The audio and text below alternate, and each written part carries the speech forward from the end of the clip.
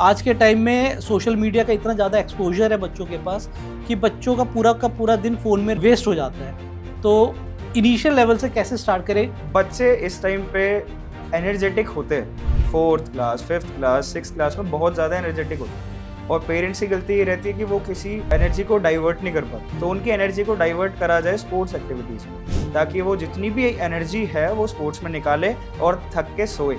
एक sports person वहाँ पे जब दूसरी कंट्री में उसका राष्ट्रगान बजता है, जब उसके ऊपर राष्ट्रीय ध्वज होता है, तो क्या फीलिंग होती है? हम कोई मेडल ले रहे होते हैं, कोई अचीव चीज़ करी होती है, तो हमें वो सारा स्ट्रगल, वो सारा फेज विद इन सेकेंड्स हमारे दिमाग में चलता है। और जब वो नेशनल एंथम वहाँ पे चल रही होती, तो it is a very very very proud moment for us. पता चला कि आपको बाइकिंग का बड़ा शौक है। अभी तक कहाँ गए आप? जब हम जॉर्ज एवरेस्ट जा रहे थे, बहुत ज़्यादा सीवियर स्नोफॉल और हम मिलके वहाँ आग जलाने की कोशिश कर रहे हैं और बर्फ़ गिर रही है बहुत ज़्यादा तेज़ और हम जला नहीं पा रहे हैं। तो हमारा जो गाइड था उसने बोला कि आकाश आप यहीं बैठो, हम ना थोड़ी सी लकड़ियाँ तोड़ के लाते। अब उनमें से किसी ने मुझे ये नहीं बताया कि हम जहाँ बैठे हैं उसके सामने वाली पहाड़ी जो है वर्ल्ड में रैंकिंग है उसकी हॉन्टेड प्लेसेस में। अब हमने कैंप लगा लिया, कैंप के थोड़ा सा दूर में आग जला के बैठा और वो टॉर्च लेके पता नहीं कहाँ चले गए। इतना दूर चले गए कि वो मुझे दिखना बंद हो गए और अब मुझे वहाँ आवाज़ें आए और मुझे फुटस्टेप्स फील हो। अब मैं परेशान कि भाई ये हो क्या रहा है, कैसे हो रहा है। अब मैं आवाज़ लगाऊँ तो कहीं आवाज़ ना जाए, कोई रिप्लाई ना आए, तो बहुत डर गया। नमस्कार दोस्तों, एक बार फिर आप लोगों का स्वागत है विजनरी वॉइस बॉक्स के धमाकेदार पॉडकास्ट में। और आज जो हमारे बीच गेस्ट है, उन गेस्ट की अगर मैं बात करूं तो वो एक रियलिटी शो में आ चुके हैं। साथ ही साथ में अभी करंटली वो एक फिजिकल टीचर कार्यरत है, एक एनजीओ चलाते हैं। साथ ही साथ में वो फुटबॉल के प्लेयर रह चुके हैं, जिसमें उन्होंने अपने देश का नाम विदेश में जाके लहराया है। उनके पास स्टेट लेवल के बहुत सारे मेडल्स हैं, उनकी अचीवमेंट इंटरनेशनल लेवल पे भी रही है। तो आइए उनका स्वागत करते हैं, जिनका नाम है आकाश भटनागर। तो आकाश जी, आपका स्वागत है और तहे दिल से धन्यवाद कि आपने अपना कीमती समय दिया हमारे लिए। Thank you so much Rahul ji. Okay Akash ji, अब मैं चाहता हूँ कि अपनी कहानी अपनी ज़ुबानी हमारे दर्शकों को ज़रूर से ज़रूर बताइए कि क्या आपकी अचीवमेंट है, क्या है आपकी स्टोरी। तो शुरू करते हैं हमारी बिल्कुल स्टार्टिंग से। तो मैं एक मिडिल क्लास फैमिली से बिलोंग करता हूँ और मेरे पिताजी जो है वो एयरफोर्स में वर्किंग थे। अभी उन्होंने वीआरएस ले लिया और दिल्ली गवर्नमेंट में ही काम कर। और मैं जब पैदा हुआ तो जब समझ आने लगी तो समझ आया कि मेरे पिताजी, मेरी मम्मी, उनको एक लड़की चाहिए थी, सेकंड चाइल्ड उनको एक लड़की चाहिए थी। तो और मम्मी ने बहुत सारी, पापा ने बहुत सारी दुआएं मांगी कि भाई अगर लड़की हो जाएगी तो हम 4 धाम यात्रा करेंगे। और हुआ मैं हुआ संडे को बेस हॉस्पिटल में सिर्फ अकेला लड़का मैं ही हुआ, बाकी 16 लड़कियां हुई थी। अच्छा। तो मम्मी बताती है कि हम सोच रहे थे कि हम चेंज कर ले। पर ऐसे वही ममता वाली बात है। और मैं इधर स्टार्ट हुआ मम्मी पापा के साथ। और जब ये चीज़ें स्टार्ट हुई तो मैं सबसे ज़्यादा नॉटीएस्ट, बस फैमिली में नहीं पूरी सोसाइटी में सबसे ज़्यादा नॉटी बंदा मैं ही था। अच्छा। सबसे ज़्यादा शैतानियाँ मैं ही करता था और शैतानियाँ इतनी ज़्यादा कि रोज़ कोई ना कोई कंप्लेंट आ जाती थी कि मैंने किसी को पिटाई कराया, किसी की, मैंने किसी को मार दिया, मैं इधर शीशा तोड़ाया, मैं गेट खोल के बाहर निकल गया घर से। और ये हो रहा है बस मैं 4-5 साल का था जब से। तो वहाँ मेरे को एक छोटी सी चीज़ परेशान करने लगी जब मैं समझदार होने लगा। वो था मेरा सगा भाई, जो था बहुत ज़्यादा परफेक्ट। वो स्टार्टिंग से ही हर चीज़ में परफेक्ट था। मतलब चाहे वो स्टडीज़ हो, एकेडमिक्स, मतलब स्पोर्ट्स, वो 4th क्लास में सेकंड एंड ब्लैक बेल्ट रह चुका है और बिल्कुल डिसिप्लिन्ड और एक परफेक्ट बॉय जो मम्मी पापा को चाहिए होता है। और मैं बिल्कुल अपोजिट था। तो जब ये चीज़ें समझ आने लगी तो मुझे पता चला कि मैं एकेडमिक्स में बहुत ज़्यादा वीक हूँ। बहुत ज़्यादा इन द सेंस कि डी और ई ग्रेड से तो मुझे बहुत लगाव हो गया था। तो बिल्कुल डफर, और इतना डफर कि मैं ड्राइंग में भी फेल होता था। रिपोर्ट कार्ड में ब्रैकेट बना के लिखा होता था कि work hard in all subjects including drawing. तो धीरे धीरे करके पापा ने मेरी पीटीएम में आना बंद कर दिया। तो ये जो चीज़ है ना, मैं उन बच्चों के साथ भी शेयर करना चाहता हूँ जो सोचते हैं कि मैं एकेडमिक्स में ठीक नहीं हूँ, तो मेरी ज़िंदगी और कुछ नहीं बनेगी अब। 8th क्लास में एक लाइफ चेंजिंग मोमेंट मेरे लाइफ में आया, और वो था कि मैं ना किसी स्कूल में एडमिशन नहीं ले पा रहा था। पापा एयरफोर्स में थे, तो बहुत फ्रीक्वेंट ट्रांसफ़र्स हो रही थी। तो फाइनली हम दिल्ली में आए, और दिल्ली में भैया का केंद्रीय विद्यालय, एक बेस्ट स्कूल जो था, उसमें उसका हो गया एडमिशन। मेरा नहीं हुआ था। अब मेरा कहीं और केवी में हुआ, और ट्रांसफ़र लेके मैं भाई के स्कूल में आ गया। अब वहाँ पे first day of my school, और फर्स्ट डे ही मैंने बंक कर लिया क्लास और मैं ग्राउंड में जाके बैठ गया। और वहाँ एक स्कूल में से लड़का भाग के आया ग्राउंड में, और मैं उसे देख रहा था कि ये भाग के आया, ये भी शायद बंक करके आया। और उसके पीछे पीछे इतने बच्चे आए, और फिर मुझे समझ आया कि वो क्यों भाग के आए। वो था उस स्कूल का फुटबॉल स्टार। ओ, उसका मैच देखने के लिए ही लगभग 50-60 बच्चे अपनी क्लासेस बंक करके उसका मैच देखने आए। और मैं बिल्कुल साइड में स्टेयर्स पे बैठा हुआ, और उसका जब मैच स्टार्ट हुआ तो पूरे ग्राउंड में we shoot Thapa, we shoot Thapa, we shoot Thapa. वो एक लाइफ चेंजिंग मोमेंट था। मैं अभी भी जब याद करता हूँ ना चीज़, तो मुझे फील होता है कि शायद उस टाइम मेरी आंखों में भी स्टार्स बने हुए आ रहे थे, क्योंकि वो मोमेंट ऐसा था कि हाँ यार, अगर कुछ करना है तो ऐसा करना है, नहीं तो नहीं। तो विशाल थापा जी को मैंने अपना आइडल, अपना मेंटोर बना के अपनी जर्नी स्टार्ट करी 8th क्लास में। 8th क्लास में मैंने इतनी मेहनत करी, मतलब उस टाइम पे कोई टेक्नोलॉजी नहीं थी। सुबह जाते थे खेलने दोनों भाई, और जब तक पापा ग्राउंड में आके कान पकड़ के नहीं लेके जाते थे, तब तक हम वहीं रहते थे। कोई खाना नहीं, कोई पीना नहीं, कोई स्पोर्ट्स डाइट नहीं, कोई शेड्यूल नहीं, नथिंग। पूरी 8th क्लास में इतनी मेहनत करी कि पहला बच्चा 8th क्लास में अंडर 19 टीम में सेलेक्ट हुआ मैं। अच्छा। और जब स्कूल का 8th क्लास का रिजल्ट आया, it was very shocking for me as well as for my father. वो 8.6 सीजीपीए थी, मेरी लाइफ की पहली एक अच्छी सीजीपीए थी। और मेरे पापा को भरोसा नहीं हो रहा था कि ये हुआ कैसे एग्जैक्टली। तो वो मोमेंट था, और आज का मोमेंट है, मैंने कभी भी एकेडमिक्स में कम स्कोर नहीं करा। तो जो भी पेरेंट्स, जो भी बच्चे ये सोचते हैं कि स्पोर्ट्स आपको एकेडमिक्स में लो लेके आएगा, ऐसा कुछ नहीं। वो आपको डेवलप करेगा, आपका कंसंट्रेशन बढ़ाएगा, और आपको कम टाइम पढ़ के ज़्यादा स्कोर कैसे करना है वो सिखाएगा। वाह, नहीं आपकी तो सही में स्टोरी बड़ी इंस्पायरिंग है। और इसी के साथ मैं आपसे ये भी पूछना चाहूँगा कि मैं देख रहा हूँ कि आपके कोट के ऊपर ये जो ब्रोच लगा हुआ है जिसमें इंडियन फ्लैग है, जी, इसके बारे में बात करेंगे। और साथ ही साथ में अभी हम ऑफ कैमरा बात कर रहे थे आपके अचीवमेंट के बारे में, मैं सोच रहा हूँ कि एक बार शॉर्ट में आप हमारे दर्शकों को वो भी बता दें। बिल्कुल, बिल्कुल सर। तो ये सब इसी के साथ ही कंटिन्यू करते हैं। हाँ। 8th क्लास में ये अचीवमेंट के बाद मैंने बहुत सारी मेहनत करी, और 12th क्लास तक आते-आते मैंने काफ़ी सारे अचीवमेंट्स अपने लिस्ट में ऐड कर दी। हम्म। तो मैंने स्टार्ट करा स्कूल क्लस्टर लेवल टूर्नामेंट से, फिर रीजनल खेला, फिर स्टेट खेला, फिर स्कूल नेशनल खेला। उसके बाद मुझे और अपॉर्चुनिटीज़ मिलने लगी। मैंने ओपन नेशनल खेला, सीनियर स्टेट खेला कुल्लू में। उसके बाद मैंने इंडियन लीग खेला अंडर 18। उसके बाद प्रीमियर लीग इंडिया खेला, दिल्ली डिवीज़न ए लीग खेला, सुब्रतो कप खेला, और मेरा बिगेस्ट अचीवमेंट जो था, वो था मैं जब 12th क्लास में था, तो मैं फीफा अंडर 17 के कैंप में भी नॉमिनेट हुआ था, टॉप 60 कैंप में, जवाहरलाल नेहरू स्टेडियम। और ये सब करने के बाद फिर मैंने अभी रिसेंटली मेरा 5th इंडियन रिकॉर्ड आया है, जो कि जहाँ से मुझे ये बैच मिला फाइनली। और मेरे 3 एशिया रिकॉर्ड्स भी है, और मेरे को 2020 में ग्रैंड मास्टर का टाइटल भी मिला है एशिया बुक ऑफ रिकॉर्ड्स में। अरे वाह, मतलब मैं आप ये बता, मुझे खुद भी प्राउड हो रहा है आपके साथ बैठते हुए। और मुझे पूरा भरोसा है कि हमारे दर्शकों को भी ये जो संवाद हम एक दूसरे के साथ कर रहे हैं इसमें मज़ा ज़रूर आ रहा होगा। चलिए अब मैं आपसे दूसरा क्वेश्चन पूछता हूँ कि आपने फ्रेंड को देखा खेलते हुए, और आपके आंखों में स्टार आ गए, वहाँ से आपने प्रैक्टिस करनी स्टार्ट की, और आज आपके पास इतनी सारी अचीवमेंट्स हैं। लेकिन आई एम प्रिटी मच श्योर कि ये जो पॉडकास्ट जब बच्चे देखेंगे, आप उनको किस तरीके से गाइड करेंगे कि स्पोर्ट्स में अगर उनको आगे बढ़ना है तो उनको क्या क्या इनिशियल लेवल पे स्टेप्स लेने चाहिए आज के टाइम में, क्योंकि आज के टाइम में ना भटकाव बहुत ज़्यादा है। बिल्कुल, आज के टाइम में सोशल मीडिया का इतना ज़्यादा एक्सपोजर है बच्चों के पास कि बच्चों का पूरा दिन फ़ोन में रह जाता है, बिल्कुल। वेस्ट हो जाता है।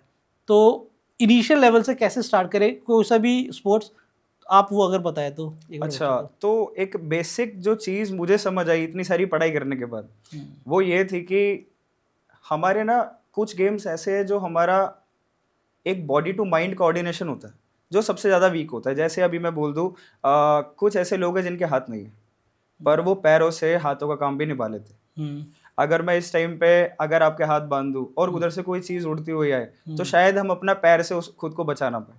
हम्म ये एक बॉडी टू माइंड कोऑर्डिनेशन वाली चीज़ है। हम्म इसीलिए ही स्पोर्ट्स की फील्ड में कुछ गेम्स ऐसे हैं जो सबसे ज़्यादा डिफ़िकल्ट कंसीडर होते हैं। हम्म, जैसे एथलेटिक्स, उसको मदर ऑफ ऑल गेम्स बोला जाता है। अच्छा जिमनास्टिक्स, फुटबॉल, ये वो चीज़ जिसमें हमारी लेग मूवमेंट जो है वो ज़्यादा इन्वॉल्वमेंट देती है गेम में, तो वो थोड़ी मुश्किल है। अगर हम उस चीज़ में प्रैक्टिस कर लेते हैं तो लगभग हम सारे गेम्स खेल सकते हैं। ठीक अच्छा है। और रही बात स्टार्ट करने के लिए, तो बच्चे इस टाइम पे एनर्जेटिक होते हैं। 4th class, 5th class, 6th class में बहुत ज़्यादा एनर्जेटिक होते हैं, और पेरेंट्स की गलती ये रहती है कि वो किसी एनर्जी को डाइवर्ट नहीं कर पाते, और इसलिए बच्चे कई बार डाइवर्ट हो जाते हैं गलत एक्टिविटीज़ में। तो उनकी एनर्जी को डाइवर्ट करा जाए स्पोर्ट्स एक्टिविटीज़ में, ताकि वो जितनी भी एनर्जी है वो स्पोर्ट्स में निकाले और थक के सोए, और टेक्नोलॉजी का यूज़ कम करे पर कम करे। टेक्नोलॉजी भी एक काफ़ी अच्छी चीज़ है, क्यों हमारे टाइम पे हमें पता ही नहीं था कि हमें खेलना कहाँ पे है, मैक्सिमम बेनिफिट कहाँ मिलेगा वो हमें पता ही नहीं था। अब टेक्नोलॉजी के थ्रू हमें वो चीज़ भी पता चलती है, तो स्टार्ट करना चाहिए, पेरेंट्स को थोड़ा मोटिव लेना चाहिए कि बच्चे स्टार्ट करें। नॉर्मल एक्सरसाइज से स्टार्ट यस करें, यस यस उसके बाद किसी पर्टिकुलर स्पोर्ट्स में इनरोल करा दे उनको, यस, बिल्कुल। और उसके बाद फिर वो उसी पर्टिकुलर स्पोर्ट्स में छोटे छोटे इवेंट्स में पार्टिसिपेट करते करते और फिर आपके जैसे स्टार बन जाएंगे एक दिन अरे वो भी। बिल्कुल बिल्कुल बिल्कुल, हम भी राइट किसी से मोटिवेट हुए तो अब कोशिश रहेगी कि कोई हमें भी देख के हमारे लेवल तक पहुंचे, हमसे बहुत ऊपर तक जाए। नहीं नहीं बिल्कुल जाएंगे। और आपकी स्टोरी जितनी मोटिवेशनल है, मुझे बहुत ही ज़्यादा गर्व हो रहा है आपके साथ बैठते हुए। चलिए अब बात को आगे बढ़ाते हैं और आपसे बात करते हैं। आपके स्पोर्ट्स के बारे में तो बात हो गई है, जी आप अभी बात कर रहे थे कि आपने अपनी कंट्री को बाहर भी रिप्रेजेंट किया है, जी जी राइट? जी एक मोमेंट के बारे में मैं बात करना चाहता हूँ आपसे। जब भी आपको जब प्राइज़ मिलता है या फिर आपको वहाँ पे पोडियम में सम्मानित किया जाता है, तो जन गण मन जो हमारा राष्ट्रगान है वो जी बजता है। उस फीलिंग के बारे में मैं बात करना चाहता हूँ, क्योंकि एक स्पोर्ट्स पर्सन ही वो फील कर सकता है। बिल्कुल। तो एक स्पोर्ट्स पर्सन वहाँ पे जब दूसरी कंट्री में उसका राष्ट्रगान बजता है, जब उसके ऊपर राष्ट्रीय ध्वज होता है, तो क्या फीलिंग होती है? सबसे पहली बात तो ये है कि ये जो मोमेंट होता है ना, जैसे बोला जाता है कि अगर हम अपनी आखिरी सांसें गिन रहे हो, तो हमें वो सारे प्रीशियस मोमेंट्स याद आते हैं पूरी ज़िंदगी के। और ये भी अचीवमेंट जब हमारे पास आती है, हम कोई मेडल ले रहे होते हैं, कोई अचीव चीज़ करी होती है, तो हमें वो सारा स्ट्रगल, वो सारा फेज़ विद इन सेकेंड्स हमारे दिमाग में चलता है, पहली चीज़।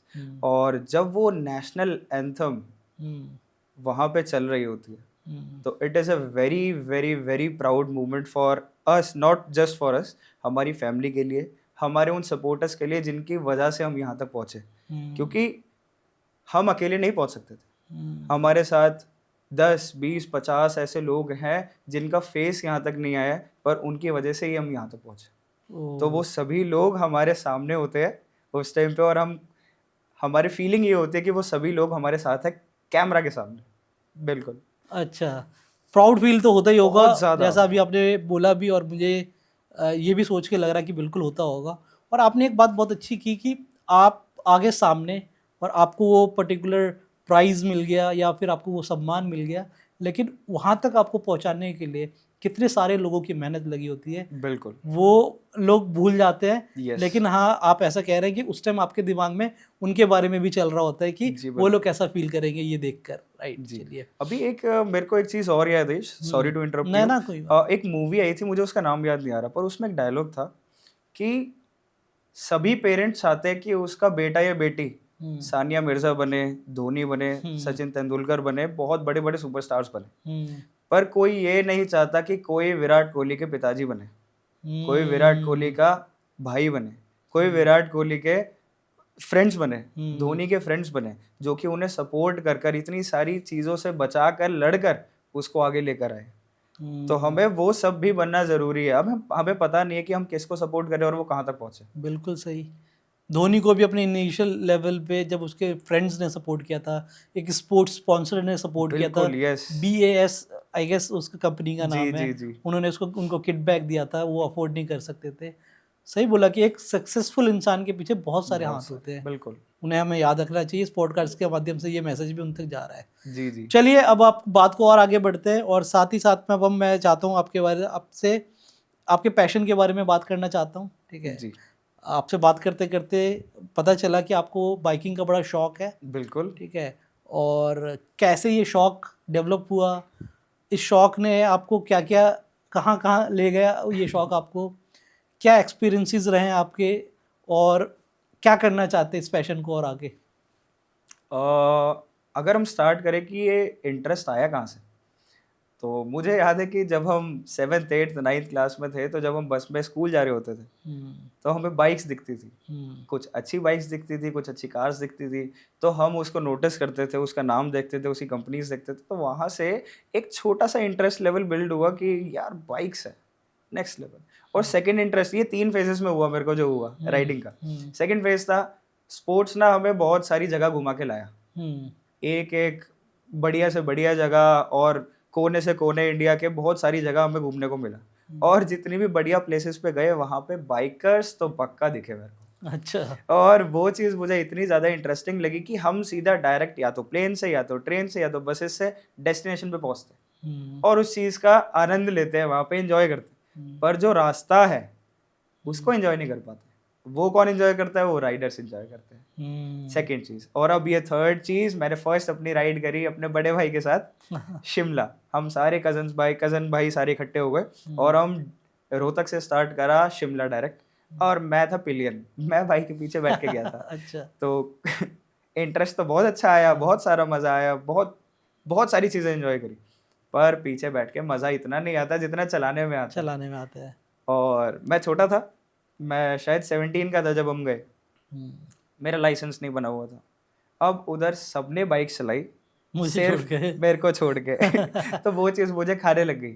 मैं घर गया, मैंने घर पे जाके 18 साल का होते ही पापा को बोला, पापा मुझे अब बाइक चलानी है, मुझे भाई की बाइक चलानी है। हाँ। भाई ने मना कर दिया, नहीं अभी नहीं, पहले लाइसेंस बनवाओ।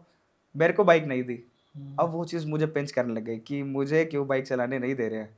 उसके बाद मेरे को समझ आया कि जब तक मैं बाइक नहीं लूँगा, जब तक मैं अब लाइसेंस नहीं बनवाऊँगा। और ये इंडिया रिकॉर्ड्स और एशिया रिकॉर्ड्स आने के बाद मेरे पास एक क्लासिक 350 सैंडस्टॉर्म है, जो कि कमिश्नर ने गिफ्ट करी थी मेरे को। अरे इस रिकॉर्ड्स के बाद तो finally in 2021 I got my first bike royal Enfield 350। और वो जिस दिन रजिस्टर हुई उसी दिन मैंने अपना लाइसेंस अप्लाई करा और मैंने अपनी राइड स्टार्ट कर दी। मतलब अगर कोई व्यक्ति, अगर मैंने एक मूवी में सुना था कि किसी चीज़ को चाहो तो पूरी कायनात उससे मिलाने की कोशिश में लग जाती है, तो वही आपके साथ Something like हुआ this, yes. कि आपने, मतलब आपको चाहिए था, आपको राइड करनी थी, तो आपके अचीवमेंट के माध्यम से ही वो आई, हाँ, लेकिन बिल्कुल आई कह सही सकते है हैं, ना, हाँ। गिफ्ट के माध्यम से ही आई। जी, जी, और जी। अगर मुझे पूरा भरोसा है कि अगर वो आपको गिफ्ट नहीं मिलती तो अगले 6 महीने में जाके आप उसे खरीद ही लेते बिल्कुल, है बिल्कुल, बिल्कुल। ना। चलिए, हाँ जी। तो अभी तक कहाँ कहाँ गए आप राइड पे उस अपनी बाइक से? राइड्स पे ट्राई करा, मेरे को पहाड़ों का बहुत शौक है। तो मैंने जॉर्ज एवरेस्ट, मैंने शिमला, मनाली में मैं बाइक डायरेक्ट नहीं ले जा पाया, मैंने वहाँ पे जाके रेंट करी और काफ़ी एक्सप्लोर करा। और उसके बाद हम चंद्रशिला गए। उसके बाद मतलब काफ़ी हमने खीर गंगा ट्रैक करा। तो कुछ जगह ऐसी थी जहाँ पे एक हमें ना गाइड मिला था जब हम ट्रैकिंग कर रहे थे। तो वो ना मुझे इरिटेट करने लग गई वो लाइन। वहाँ पे जब हम गए वो लाइन थी कि sir it is a once in a lifetime experience. और वो बार बार रिपीट कर रहा था, बहुत फ्रिक्वेंटली वो बोले जा रहा था, sir it is a once in a lifetime experience. अब मैं इरिटेट हो गया कि क्यों बोल रहा है इतना ज़्यादा। जब वहाँ से वापस आए तो वो समझ आया कि वो जेन्युइनली एक परफेक्ट लाइन थी। हम किसी जगह को एक बार एक्सप्लोर कर लेते हैं तो शायद हम अपनी ज़िंदगी में वहाँ वापस नहीं जा पाते। नहीं जाते। हाँ। और वो जगह ऐसी थी कि सर मैं बता ही नहीं सकता कि वहाँ ना बर्फ़ पड़ने का चांस नहीं था और भीड़ लगभग ज़ीरो जब हम जॉर्ज एवरेस्ट जा रहे थे। कोई गाइड अवेलेबल नहीं था, हमारे पास प्रॉपर गियर्स भी नहीं थे। अच्छा। और बहुत मैसिव स्नोफॉल वहाँ पे स्टार्ट हो गई। हमें गलती से गाइड मिल गया और हमने बोला कि हमें ना जो ऑलरेडी कैंप्स है वहाँ पे स्टे नहीं करना, हमें कुछ ऐसी जगह लेके जाओ जहाँ हम खुद कैंपिंग करें ले जाके। तो वो हमें वहाँ ले गए, बहुत ज़्यादा सीवियर स्नोफॉल और आग जला रहे, वो मोमेंट मैं कभी भूल नहीं सकता। हम 3-4 लोग थे, हम मिलके वहाँ आग जलाने की कोशिश कर रहे हैं और बर्फ़ गिर रही है बहुत ज़्यादा तेज़ और हम जला नहीं पा रहे हैं। तो हमारा जो गाइड था उसने बोला कि आकाश आप यहीं बैठो, हम ना थोड़ी सी लकड़ियाँ तोड़ के लाते हैं। अब उनमें से किसी ने मुझे ये नहीं बताया कि हम जहाँ बैठे हैं उसके सामने वाली पहाड़ी जो है वर्ल्ड में रैंकिंग है उसकी हॉन्टेड प्लेसेस में। अच्छा। अब ये वहाँ नहीं पता चला वहाँ आपको? मुझे पता नहीं था। अब हमने कैंप लगा लिया, कैंप के थोड़ा सा दूर में आग जला के बैठा और वो टॉर्च लेके पता नहीं कहाँ चले गए। इतना दूर चले गए कि वो मुझे दिखना बंद हो गए और अब मुझे वहाँ आवाजें आए और मुझे फुटस्टेप्स फील हो। अब मैं परेशान कि भाई ये हो क्या रहा है, कैसे हो रहा है। अब मैं आवाज लगाऊं तो कहीं आवाज ना जाए, कोई रिप्लाई ना आए। मैं बहुत डर गया, मैं कहा ये क्या हुआ। फिर वो आए, हमने बहुत बढ़िया से आग जलाई, मैंने बहुत सारी लड़ाई करी उनसे कि ऐसा क्यों करा। और हम अपने अपने कैंप में चले गए। रात में हमने जिप खोली कैंप की, वो मोमेंट मैं नहीं भूल सकता कभी जिंदगी में। नीचे पूरा देहरादून दिख रहा है, जहाँ खत्म हुआ लाइट्स वहां से प्रॉपर उतनी ही लाइट्स में स्टार्स दिखाई दे रहे हैं पूरा। अब हमें वो कैंप के बाहर दोनों पैर बाहर रख के हमने वो मोमेंट अगले 1-1.5 घंटे सिर्फ वो एंजॉय फील किया। करा। वो मुझे लगता नहीं कि कभी जिंदगी में वो वापस आ पाएगा, कभी हम ऐसे कहीं जा पाएंगे और इतना बिल्कुल ना भीड़ भाड़ और बढ़िया स्नोफॉल और रात में हम बस 3-4 बहुत अच्छे दोस्त जो बचपन के चड्डी बडीज है, हम सब वहाँ थे और बहुत एंजॉय करा। ये सब राइड और ट्रैवलिंग का इंटरेस्ट ये हमें यहाँ तक लेके जाता है और ये सारी चीज़ें ज़िंदगी भर याद रह जाती है। और वो लाइन मैं वापस बोलूँगा, it is a once in a lifetime experience, so enjoy every moment. Right. कौन सी जगह अगर आप स्पेसिफाई कर दे तो कौन सी जगह थी? ये जॉर्ज एवरेस्ट था। George Everest. हाँ, राइट। एक ये जॉर्ज एवरेस्ट और एक खीर गंगा। खीर गंगा का भी कुछ अच्छा सा है। हम बिल्कुल 150 अराउंड ट्रैकर्स थे और हम 4 जने जो थे वो स्पोर्ट्स पर्सन थे। तो वहाँ पे हमारे गाइड ने बोला कि मैं शर्त लगाता हूँ कि कोई मेरे से पहले ये ट्रैकिंग कंप्लीट करके दिखा दो। ऐसा गाइड ने बोला? हाँ, ऐसा गाइड ने बोला कि कोई ऐसा करके दिखाओ। और 16 किलोमीटर्स का ट्रैक था। अब हमने शर्त एक्सेप्ट कर ली, हमने वो कंपटीशन लगा लिया, हमने चैलेंज एक्सेप्ट कर लिया और हमने वो रनिंग स्टार्ट करी। वहाँ से दौड़ लगानी शुरू करी और हम लगभग 5.5 घंटे के आसपास में हम ट्रैक कंप्लीट करके ऊपर गाइड से पहले पहुँच गए। चारों? चारों के चारों। वो बहुत मुश्किल था और वहाँ पहुँच गए और हम बिल्कुल एग्जॉस्टेड, पूरा शरीर हमारा टूटा हुआ कि भाई अब तो कुछ नहीं हो सकता, हमें कैंप दिखा और हम सो जाए। तो हम फटाफट से कैंप में गए।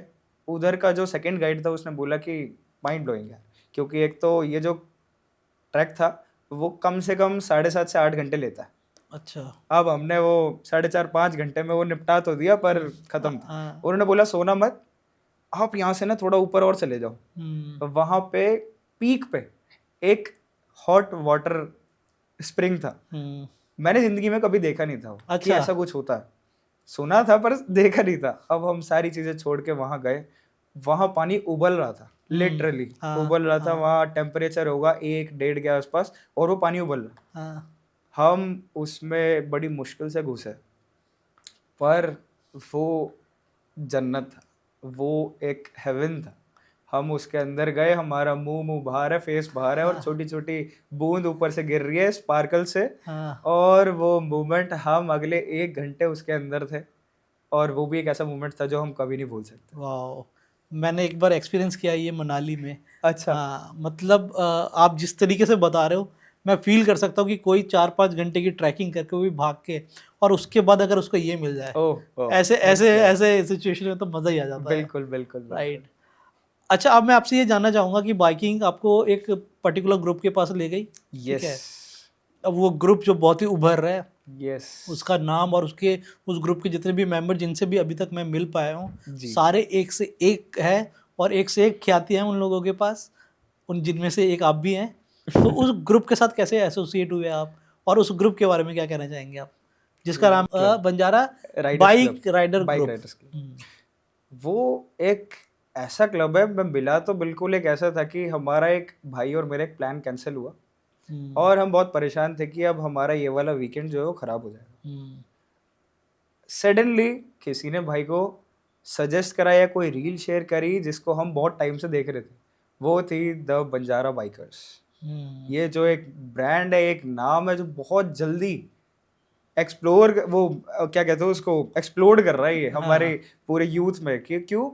क्योंकि बाकी जो ग्रुप्स है ना वो बहुत ज्यादा बड़े हो चुके हैं, तो हम ना वो फील नहीं कर पाते, वो एक one two one yes connection. Yes yes. हाँ, अब उसके अंदर भी ग्रुपिंग हो जाती है। हाँ, अब ये बंजारा राइडर्स के साथ हमने एक लास्ट राइड जो करी, वो माइंड ब्लोइंग थी। मैं भैया के पास गया, भैया से बोला ऐसे ऐसे है, भैया कह रहे नहीं मैं तेरे को लेके जाऊंगा कहीं, हम्म, चलो। अब हमने ज्वाइन करा। अब अराउंड हम 25-30 बाइकर्स थे। हम सब ने एक बहुत बढ़िया, एक अच्छा 150 किलोमीटर्स 200 किलोमीटर्स का एक पूरा वन गो में एक हम जगह गए, द गंगा वैली रिजॉर्ट। हम्म, और इतना माइंड ब्लोइंग रिजॉर्ट। हम वहाँ पहुँचे, उस पूरी राइड को एक्सप्लोर करा, एंजॉय करा, वहाँ पहुँचे और फिर वो कंपनी फील हुई। हम्म, वो एक कैंप फायर, वो एक नाइट टॉक शो, वो क्या था, बिल्कुल एक राउंड टेबल कॉन्फ्रेंस ही थी। हम सब एक दूसरे को अपने बारे में बता रहे थे, उनकी सुन रहे थे, उनकी स्टोरी सुन रहे थे और एंजॉय कर रहे थे। वो बहुत वन टू वन कनेक्शन वहाँ फील हुआ। वहाँ ऐसा लगा ही नहीं कि हम किसी नए बंदे से मिल रहे। तो बंजारा राइडर्स मजा आ गया बाइकर्स, है यस, ग्रुप के साथ। मजेदार बिल्कुल। तो आकाश भाई, अभी आपसे ऑफ कैमरा बात हो रही थी, आप एक जी एनजीओ के बारे में जिक्र कर रहे थे, हाँ जी हाँ जी। उसके बारे में अगर कुछ बताना चाहते हैं तो। जी बिल्कुल बिल्कुल। हमने जैसे अपनी हम ग्रेजुएशन में, हम कॉलेज में थे, हम्म, ग्रेजुएशन कंप्लीट कर रहे थे हम्म, और उस टाइम पे मुझे अपना पूरा स्ट्रगल याद हम्म, आ रहा था। हम्म, और अपने साथ ही मैं भी एक प्रोफेशनल स्पोर्ट्स प्लेयर रहा हूँ और एक ऐसे कॉलेज से मैंने बीएससी करी है जो सारे स्पोर्ट्स प्लेयर ही थे। इंडिया हम्म, के बेस्ट छने हुए एथलीट्स वहाँ पे पढ़ने आते हैं अच्छा।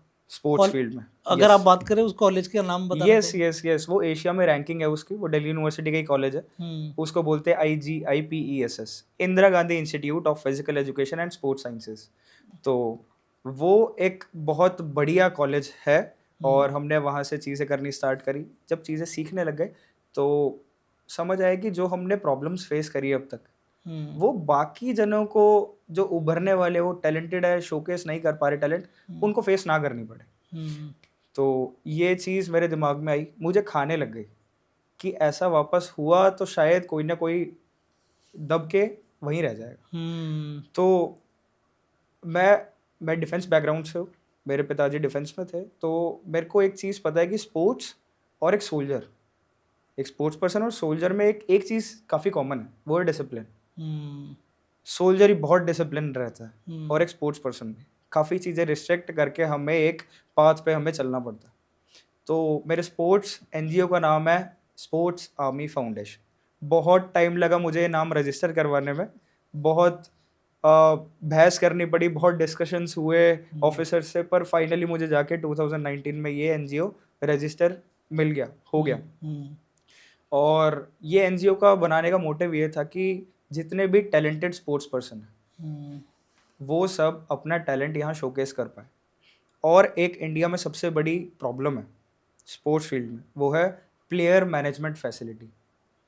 जैसे मैं समझाने के लिए, हम्म, क्योंकि बच्चों को पता होना चाहिए। हम्म, एक बहुत बड़ा स्पोर्ट्स स्टार है हम्म, मेसी, हम्म, एक बहुत बड़ा स्पोर्ट्स स्टार है रोनाल्डो, हम्म, जिसने, मुझे लगता है शायद किसी कोई ऐसा बंदा होगा जिसने ना नाम सुना हो। सही बात है। वो वहां तक पहुंचते हैं तो अब भी उनको ऑफर्स आते हैं, बंदे समझाते हैं कि आप इस क्लब से खेलोगे तो आपको ज़्यादा बेनिफिट होगा, इस क्लब हम्म, से खेलोगे तो आपको और ज़्यादा बेनिफिट होगा। तो हम्म, वो उनको सजेशंस देते हैं, प्लेयर को मैनेज करते हम्म, हैं। इंडिया में प्लेयर मैनेजमेंट फैसिलिटी है ही नहीं। हम्म, बंदे को पता ही नहीं है कि भाई यहाँ खेलने से बेनिफिट ज़्यादा है या यहाँ खेलने से ज़्यादा है। हम्म, तो ये चीज़ हमने कोशिश करी कि हम अपने एनजीओ के थ्रू भी बच्चों को प्रोवाइड करें, वो टेक्निकलिटी, वो एक बेस्ट एडवाइस हम उनको दे पाए जिससे वो अच्छे लेवल तक पहुँच पाए। हम्म, हमने एक इवेंट कराया था, द उड़ान एथलेटिक मीट। हमने वो पूरी जान लगा दी। उत्तराखंड स्टेट का सबसे बिगेस्ट इवेंट हमने ऑर्गेनाइज करा है और वो हमारा सेकेंड इवेंट था और इतना मैसिव ग्रैंड लेवल पे था वो कि उस पे 1600 इंडिविजुअल पार्टिसिपेंट्स आए थे। और उधर एक गढ़वाल प्रीमियर लीग चलती है क्रिकेट की, अच्छा। और उसके लेवल का टूर्नामेंट था। हमने बहुत मेहनत करी, बहुत टीम बनाई, बहुत सारी चीज़ें करी, और वहाँ से मुझे पता चला कि जो गाँव में रहते हैं ना बच्चे, वो इतने ज़्यादा एडवांस है कि हम सोच भी नहीं सकते। हम्म। वो उस लेवल पे मेहनत करके इतने क्लोज है ना नेशनल रिकॉर्ड के, हम्म। कि हम इमेजिन ही नहीं कर सकते। और उनके दिमाग में बस ये है कि हमें ना डिफेंस में भर्ती होना है, हमें आर्मी में भर्ती होना है। उन्हें पता ही नहीं है कि तुम एक रेस से इतना पैसा कमा सकते हो जितना तुम शायद कहीं ना कमा पाओ। हम्म। उनको पता ही नहीं है कि अगर हम नेशनल लेवल फेडरेशन से एथलीट बन के हम खुद इंडिया को रिप्रेजेंट करें तो हमें जॉब्स के साथ साथ बहुत सारी ऐसी चीज़ें मिल जाएंगी जहाँ तक हम पहुँच ही नहीं सकते। हम्म। हमने गाजियाबाद में कराए, हमने काफ़ी इवेंट्स कराए, हमने रेसलिंग फेडरेशन ऑफ इंडिया के साथ नेशनल ऑर्गेनाइज कराया, तो करवाई चीज़ें, और कोशिश कर रहे हैं कि एक स्किपिंग रोप, एक मिक्स मार्शल आर्ट, और काफ़ी गेम्स में ऐसे ऐसे बच्चे हैं जिनको हम कोशिश करें कि सपोर्ट कर पाए। अभी हमारे एक एनजीओ में एक मेंबर और था, जोरावर सिंह। उसके जैसा डेडिकेटेड बंदा शायद मैंने कभी नहीं देखा। हमारे पास जब कुछ नहीं था तो मुझे अभी भी याद है कि उसका एक बार मेरे पास कॉल आया कि यार मेरे पास पैसे नहीं है, हम्म। क्या स्पोर्ट्स आर्मी फाउंडेशन कुछ हेल्प कर पाएगा। अब उस टाइम पे मैं भी स्टूडेंट था, हमारे अच्छा। सारे मेंबर्स सारे स्टूडेंट्स हैं, हम कुछ अर्न नहीं कर रहे थे, हमारे पास कुछ सेविंग्स नहीं थी, तो बहुत सारे डिस्कशन के बाद हमें उस बेचारे को मना करना पड़ा। ओ। और इस टाइम पे उसके पास 18 गिनीज वर्ल्ड रिकॉर्ड्स है। वो इस टाइम पे रोडीज में रिप्रेजेंट कर रहा है। यस, 2025 रोडीज में जोरावर सिंह, वो मेरा क्लासमेट है, ओ। वो हमारा स्पोर्ट्स आर्मी फाउंडेशन का एक मेंबर है। और अब जाके वो पता चलता है कि वो बंदा कहाँ से निकला है। उसने मेरे से रोज के 15 रुपीज़ की डिमांड करी थी, बस। सिर्फ 15 रुपीज़ के, और हमारे पास थे नहीं। और इस टाइम पे वो पता नहीं कैसे लड़ के झगड़ के चीज़ों से बाहर निकल के वो उस लेवल तक पहुंचा। रोज के 15 रुपीज, अगर उसको उस टाइम सपोर्ट आपकी तरफ से मिल जाता, देखो उनको जहाँ पहुँचना था वो तो फिर भी पहुँचे। यस, ठीक है, क्योंकि उनके तो उनके करने वाले ऊपर को कोई रोक नहीं सकता। कोई नहीं रोक सकता, उतना टैलेंट है, वो पैशन है उनके पास। लेकिन एक ऐसी एनजीओ जो इतना भी अफोर्ड नहीं कर सकती थी, आज इतने बड़े बड़े इवेंट करवा रही है। जी, I am pretty much sure कि बहुत सारे जोरावर हैं जिनको आपने सपोर्ट भी किया होगा अभी तक। हाँ जी, आगे कोशिश चल के जारी और है। भी कीर्तिमान स्थापित करेंगे वो सारे बच्चे जिनका नाम आएगा। कोई बात नहीं, वो समय आपका एकदम इनिशियल था, और मैं तो आपकी सोच को सलाम करता हूँ, क्योंकि स्टूडेंट मैक्सिमम आज के टाइम में क्या सोच रहा है कि एक मैं 1.5 लाख रुपए का आईफोन खरीद लूँ तो मैं रील पे वीडियो बना लूँ, ये सोच रहे हैं। और आपने उस टाइम पे ये सोचा कि हमें एक एनजीओ बनाकर बच्चों को सपोर्ट करना है, तो उसके लिए तो फिर आप लोग सही में बधाई के पात्र है ही। और साथ ही साथ में जैसे कि अभी आपसे बात हो रही थी, मुझे ये भी पता चला कि आप एक स्कूल में फिजिकल टीचर के तौर पे अभी कार्यरत हैं। जी, तो अपना वो एक्सपीरियंस भी आप अगर शेयर करना चाहते हैं तो, और साथ ही साथ में अपने स्कूल के साथ ही साथ में ये जो वीडियो जिन बच्चों तक पहुंचेगी उन बच्चों को क्या मैसेज देना चाहेंगे आप? ओके। तो अभी इस टाइम पे मैं physical education teacher DAV Noida में काम कर रहा हूँ। और मुझे ना जब मेरे 12th का रिजल्ट आया था, ये मैं उन सभी बच्चों को बताना चाहता हूँ जिन जिन के भी रिजल्ट्स आए हैं। क्या हम्म। कि जब हमारे 12th का रिजल्ट आया था तो मेरे जो फेवरेट सर थे वो भी एक स्पोर्ट्स सर थे, अच्छा। और उनका मेरे पास कॉल आया कि बेटा रिजल्ट आ गया। मैं कहा हाँ जी। कह रहे फटाफट मेरे घर आ जा। मैं उनके घर गया, और उन्होंने मुझसे पूछा कि मैं ना कॉमर्स विद मैथ्स बैकग्राउंड का हूँ, और ठीक ठाक परसेंटेज मेरी 85-86% थी। तो सर ने बोला कि बेटा अब बता तू करना क्या चाहता है। मैं कहा सर अपनी फील्ड में सबसे बड़े वाले कोर्स पे उंगली रखूंगा, मैं बनूंगा सीए, मेरे को बनना है अकाउंटेंट। अच्छा। तो उन्होंने बोला कि अच्छा, और सीए करने के बाद तो क्या बनेगा। मैं कहा अकाउंटेंट बनेंगे सर। कहने लगे अच्छा। कह रहे तू 4 घंटे 5 घंटे अकाउंट संभाल लेगा लगातार। हम्म। मैं कहा हाँ सर बिल्कुल संभाल लेंगे। कह रहे 12 घंटे संभाल लेगा। मैं कहा हाँ शायद। कह रहे 24 घंटे संभाल लेगा। मेरे मुंह से हाँ ही नहीं निकली। और तब उन्होंने मुझे बोला कि बेटा वो चीज़ चूज़ कर जिसमें तेरा सबसे ज़्यादा इंटरेस्ट है। तू साल 2 साल 5 साल 10 साल भी करेगा तब भी तू उसी इंटरेस्ट लेवल के साथ वो कर पाएगा, कभी भी अपनी ज़िंदगी को कोसेगा नहीं। वो मूवमेंट है, और आज का मूवमेंट है। मैंने पहले स्पोर्ट्स फील्ड चूज़ करी। दूसरा, मैं सभी बच्चों को इसलिए बता रहा हूँ क्योंकि ये मूवमेंट है जहाँ पे आप पूरी लाइफ का अपनी 1/3 लाइफ जो स्पेंड करिए, बची हुई 2/3 लाइफ जो है उसका डिसीजन आप अभी ले रहे हो। वो पूरी ज़िंदगी भर आपके साथ चलेगी। तो डिसीजन कैसे लेना है, ये हमारा 5 फिंगर रूल है। ये चूज़ कैसे करना है, बिल्कुल बहुत बढ़िया बिल्कुल है। बहुत बढ़िया है। क्या है, आप एक कॉपी पेन उठाओ और उस पे जो सक्सेसफुल होने के बाद आपको चीज़ें चाहिए वो सारी लिख लो। मुझे पैसा चाहिए, सबसे पहले लिख लो। मुझे टाइम चाहिए, मुझे फैमिली के लिए टाइम चाहिए, मैं एक एनिमल वेलफेयर भी काफ़ी ज़्यादा करता हूँ, मुझे एनिमल वेलफेयर के लिए टाइम चाहिए, मुझे सोशल सर्विस करनी है, मुझे फिटनेस पे काम करना है। जो भी चीज़ें हैं अपनी सारी लिख लो, लिस्ट बना लो। लिस्ट बना लो। अब उसमें सबसे इम्पॉर्टेंट 5 आपकी चॉइस पे चीज़ें ले लो और अब अपना प्रोफेशन चूज करो कि क्या उस प्रोफेशन में ये 5 चीज़ें मिल रही है। अगर मिल रही है तो आप जिंदगी भर खुश रहोगे, चाहे वो 2 साल बाद मिले प्रोफेशन आपके साथ, पर वो 5 चीज़ें अगर मिल गई आपको तो आप जिंदगी भर खुश रहो। बहुत बढ़िया, बहुत बढ़िया ट्रिक है, बहुत बढ़िया trick है। बिल्कुल। तो उन सब के लिए है, मैं चाहता हूँ कि बच्चे इस तरीके से सोचे और आगे बढ़े, बस पैसा पैसा सोच के नहीं। क्योंकि 4 साल बाद आप जब एक स्क्रीन के सामने यूं करके बैठे होंगे और अपनी इस जॉब को कोस रहे होंगे, अपनी जिंदगी कोस रहे होंगे, तो आप रिग्रेट नहीं करोगे क्योंकि वो आपका डिसीजन रहेगा। अब एक चीज जो मैं बताना चाहता हूँ वो ये है, बस बच्चों के लिए नहीं, वो पेरेंट्स के लिए भी है। वो हर पेरेंट्स के लिए जो ये पॉडकास्ट सुन रहे हैं या फिर या शेयर होके वो आपके पास आ रहा है, वो ये है कि आपको क्या लगता है कि 2023 में कितनी सुसाइड अटेम्प्ट्स हुई होंगी इंडिया में? एज सच मेरे पास कोई आंकड़ा तो नहीं है अभी, लेकिन मेरे हिसाब से हज़ारों में या फिर लाखों में हुई होगी। कुछ ऐसा ही, मतलब अराउंड 65,000 रही जो अटेम्प्ट्स नोट हुए। हाँ, ठीक है? मतलब जो रिपोर्ट हुए। यस, रिपोर्ट हुए। और आप एक वाइल्ड गेस करिए कि उसमें से कितने स्टूडेंट्स होंगे। मैं गेस नहीं कर सकता। मैं बताता हूँ आपको, अराउंड 15,000 स्टूडेंट्स ऐसे थे जिन्होंने सुसाइड अटेम्प्ट्स करी।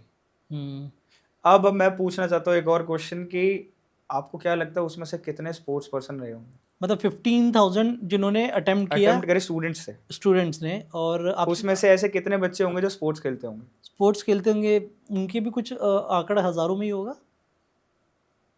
शायद आप मानो नहीं, पर उस 15,000 में से एक भी ऐसा बच्चा नहीं था जो स्पोर्ट्स खेलता हो और उसने सुसाइड अटेम्प्ट करी। ओ, ये एक बिल्कुल दिमाग उड़ाने वाली चीज़ थी। क्यों? स्पोर्ट्स हमें एक ऐसी चीज़ सिखाता है जो शायद और कोई चीज़ ना सिखाए। वो है, जब हम हारते हैं तो उस हार को एक्सेप्ट कैसे करना है, वो स्पोर्ट्स सिखाता है। और जब जीत जाते हैं तो वो जीत हमारे दिमाग पे ना चढ़े, वो भी स्पोर्ट्स सिखाता है। जब पूरी लाइफ में हम एक बार अचानक से कोई बड़ी हार फेस कर लेते हैं ना, तो हम उससे बाहर नहीं निकल पाते। ना उस बारे में कोई हमें बात करता और ना हम खुद अकेले निकल पाते, तो हम सुसाइड अटेम्प्ट्स करते हैं। और स्पोर्ट्स क्या करता है, हम छोटे लेवल पे ही जब हम खेलना शुरू करते हैं, हम फुटबॉल खेलना शुरू करते हैं, मैचेस खेलते हैं, हार जाते हैं, तो हम धीरे धीरे करके उससे कोप अप करते हैं, उससे बाहर निकल जाते हैं।